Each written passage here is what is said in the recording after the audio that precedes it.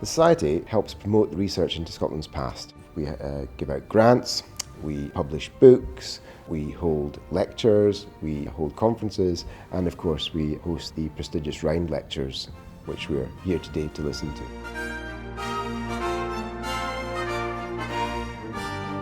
Well, I obviously felt extremely honoured to be invited to be this year's Rhind lecturer, and I'm well aware of the long history of eminent archaeologists who've given these lectures in the past.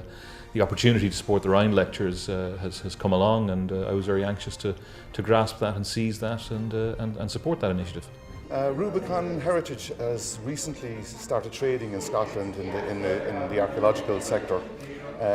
We saw this as an opportunity to raise our profile and probably make a little bit of a statement that we're here to stay and want to become involved in archaeology at all levels. I suppose it was an added bonus that a very eminent archaeologist from Ireland is presenting the lecture series. You know, we're very, very proud to be involved in this process.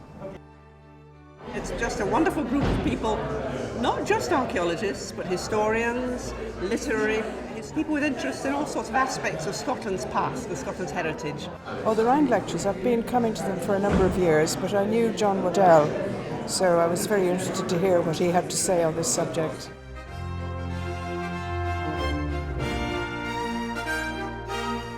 I think the lecture poses a number of quite interesting questions that we as archaeologists don't tend to think about, and I think that's primarily dealing with the human element and actually what are people thinking when they're actually engaging or building monuments. And we tend to forget that because we only have the material traces, not actually what were people thinking when they did it. So it's nice to see an attempt to try and develop a methodology that approaches and tackles those questions.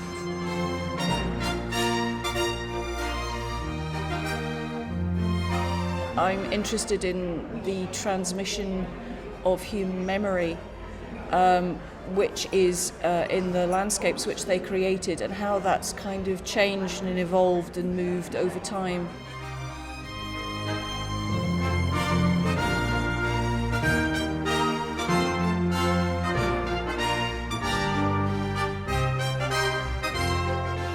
Well, as I read the flyer, I realized how relevant it would be to my own research, and I wanted to see how this topic would be approached, because in my research I'm looking at Norse perceptions of prehistoric monuments, and that also includes archaeology as well as folktales.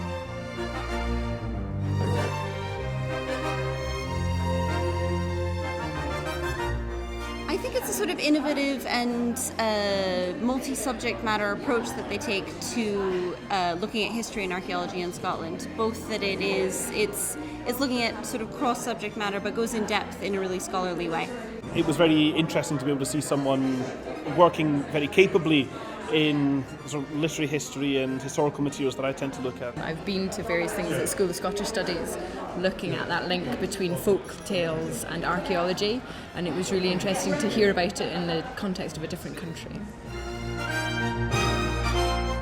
That's not every time you get a chance to visit the other world, but that's where we're going in this lecture.